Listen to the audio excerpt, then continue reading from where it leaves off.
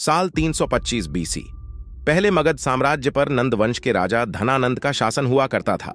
उत्तर में हिमालय से लेकर दक्षिण में गोदावरी तथा पश्चिम में सिंधु से लेकर पूर्व के इतने विशाल मगध साम्राज्य का अधिपति सम्राट धनानंद एक लालची राजा था।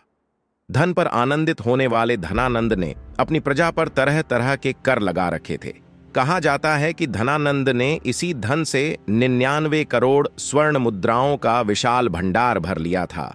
वह छोटी छोटी वस्तुओं पर बड़े बड़े कर लगाकर जनता से बलपूर्वक धन वसूल करता। परिणाम स्वरूप जनता नंदों के शासन के खिलाफ हो गई।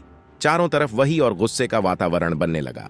आर्यव्रत के इस महाजन पर मगध राज्य की सीमाओं पर इस समय यूनानी यवन सैनिक तलवारें लिए खड़े थे, पर सत्ता के मद में चोर धनानंद को उससे तनिक भी फर्क नहीं पड़ रहा था।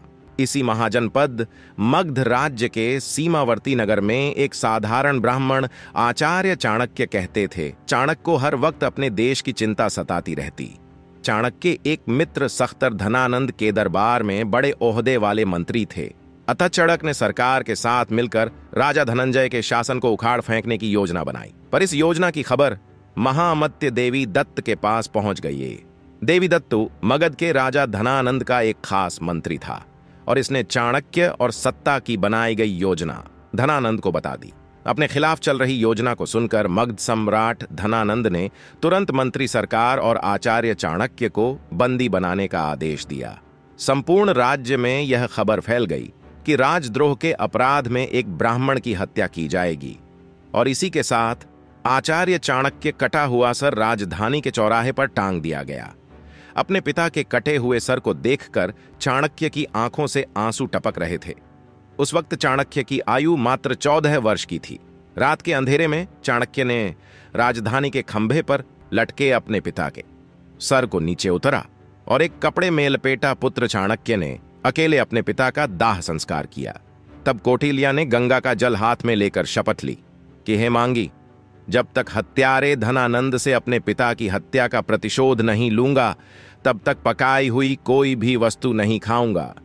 जब तक महामातके के रक्त से अपने बाल नहीं रंग लूंगा, तब तक अपनी यह शिखा खुली ही रखूंगा। मेरे पिता का दर्पण तभी पूर्ण होगा जब तक कि हत्यारे धनानंद का रक्त पिता की राख पर नहीं चढ़ेगा। हे यमराज, धनानंद का नाम तुम अपने लेखे से काट दो, क्योंकि उसकी मृत्यु का लेख अब मैं खुद ही लिखूंगा। डर था या भय पर चाणक्य ने महाजनपद भगत साम्राज्य को छोड़कर तक्षशिला की ओर प्रस्थान किया और इसी तक्षशिला में चाणक्य ने अपने ज्ञान के झंडे बुलंद किए। इसी ज्ञान के दम पर चाणक्य तक्षशिला के महाचार्यां बन चुकी थीं। उनके ज्ञान की ख्याति नगर नगर में फैलने लगी। पर चाणक्य की निगाहें तो मात्र एक वीर को खोज रही थीं, एक ऐसे वीर को जो मगध के साम्राज्य की नींव लाकर रख दी।